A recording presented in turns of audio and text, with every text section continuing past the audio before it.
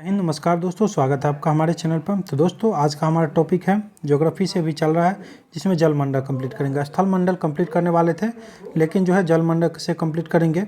उसके बाद जो कल आप लोगों को स्थल मंडल से कंप्लीट करवा दिया जाएगा। तो चलिए देखते हैं एक एक पॉइंट को।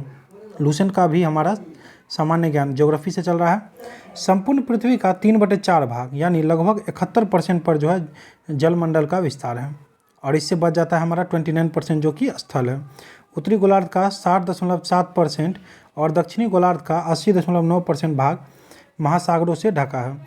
पृथ्वी पर उपस्थित जल की कुल मात्रा का 97.5% जल महासागरों में है, जो खारा है 97.5%। जल राशि का मात्र 2.5% भाग ही स्वच्छ जल या मीठा जल है। पूछ देता है पीने योग्य जल जो है कितना है, तो 2.5%। आगे है धरातल पर जो है गिरने वाले जल का 59% भाग महासागरों एवं अन्य स्थानों से वाष्पीकरण के द्वारा वायुमंडल में चला जाता है। शेष भाग धरातल पर बहता है, कुछ भूमि में रिस जाता है और कुछ भाग हिमनदी का रूप ले लेता है। महासागरीय जल के दो महत्वपूर्ण गुण हैं, तापमान और लवणता। महासागरीय जल के दो महत्वपूर्ण गुण हैं, तापमान और लवणता। आगे बढ़ेंगे। जलमंडल का वह बड़ा भाग जिसका कोई निश्चित सीमा न हो महासागर कहलाता है। भूगोलविदों ने पृथ्वी के महासागरीय भाग को 4 महानगरों में विभाजित किया है। उनके नाम है प्रशांत महासागर, अटलांटिक, हिंद महासागर और आर्कटिक महासागर। जो कि प्रशांत महासागर सबसे बड़ा महासागर है। प्रशांत, अटलांटिक, हिंद और आर्कटिक सबसे बड़ा महासागर प्रशांत महासागर है, सबसे बड़ा प्रशांत महासागर। महासागरों की औसत गहराई 3800 मीटर तथा स्थल की औसत ऊंचाई 840 मीटर होती है। स्थल की ऊंचाई तथा महासागरों की गहराई को उच्च तापमीतीय वक्र द्वारा प्रदर्शित किया जाता है।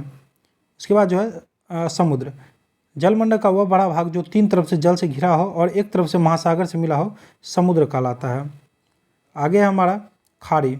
समुद्र का स्थलीय भाग में प्रवेश करने जाने पर जो जल का क्षेत्र बनता है उसे खाड़ी कहते हैं। बे, इसका 2 किनारा स्थल से घिरा होता है। एक तरफ टापुओं का समूह होता है और दूसरी तरफ जो है मुहाना समुद्र से मिला होता है।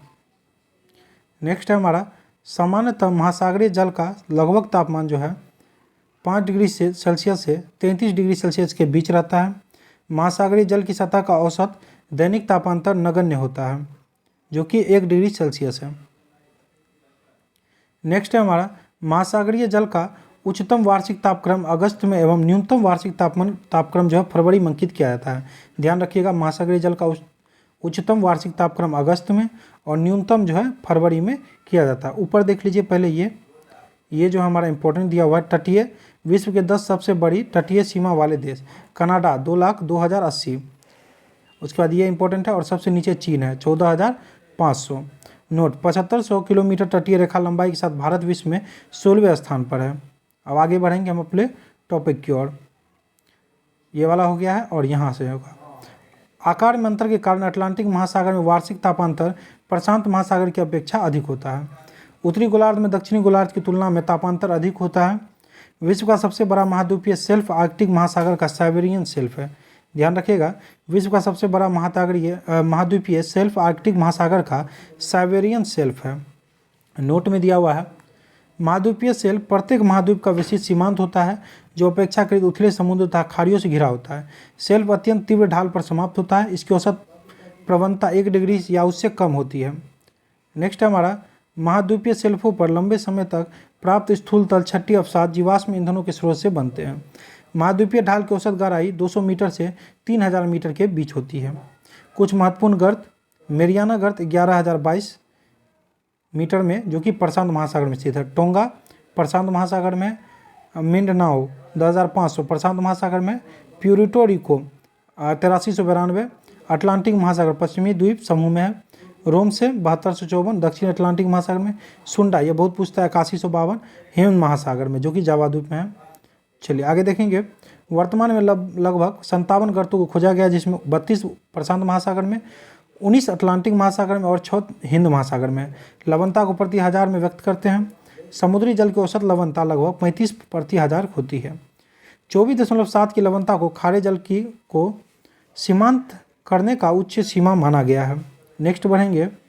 नेक्स्ट हमारा कि समान खारेपन वाले स्थानों को मिलाकर खींची गई रेखा को समलवन रेखा कहते हैं। 20 डिग्री से 40 डिग्री उत्तरी अक्षांश और 10 डिग्री से 30 डिग्री दक्षिणी अक्षांशों के मध्य सबसे अधिक लवणता पाई जाती है। तुर्की की वान झील की लवणता सबसे अधिक है, जो कि 333%। बहुत पूछता है, तुर्की की वान झील की लवणता सबसे अधिक 333% है। दूसरा है मृत सागर 238%।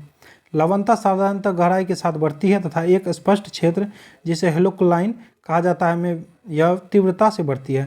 समुद्र जल की बढ़ती लवणता उसके घनत्व को बढ़ाती है, यहाँ है। और उच्चतर लवणता वाली समुद्री जल प्रायः कम लवणता वाले जल के नीचे बैठ जाती है। आगे हमारा भूमध्य सागर की लवणता जो उच्च वाष्पीकरण के कारण अधिक होती है। गाइओट, सपाट शीर्ष वाले समुद्री पर्वतों को गाइओट कहते हैं। प्रशांत महासागर में गुआम द्वीप के समीप स्थित मैरियाना गर्त सबसे गहरा गर्त है। इसकी गहराई 11 किलोमीटर है। इसे चैलेंजर गर्त भी कहते हैं, यानी 11,022 मीटर। आगे है, एग्जैक्ट में 11,022 रखिएगा याद। आगे है शोल, जलमग्न उत्थान का वो भाग जहाँ जल की गहराई छिछली होती है, शोल कहलाता है। यह प्रवाल से बनी नहीं होती है। ग्रेट बैरियर रीफ सुने होंगे, यह ऑस्ट्रेलिया के क्वींसलैंड के समीप संसार की सबसे बड़ी प्रवाल भित्ति है। यह प्रशांत महासागर में है। नेक्स्ट है प्रशांत महासागर, यह अपने संलग्न समुद्रों के साथ धरातल का 1/3 भाग ढकता है। इसका क्षेत्रफल क्या सैकड़ा, हज़ार, 10,000, लाख, 10 लाख, करोड़, 16,57,23,740 वर्ग किलोमीटर है। इसकी आकृति त्रिभुजाकार एवं क्षेत्रफल संपूर्ण क्षेत्र के क्षेत्रफल से अधिक है।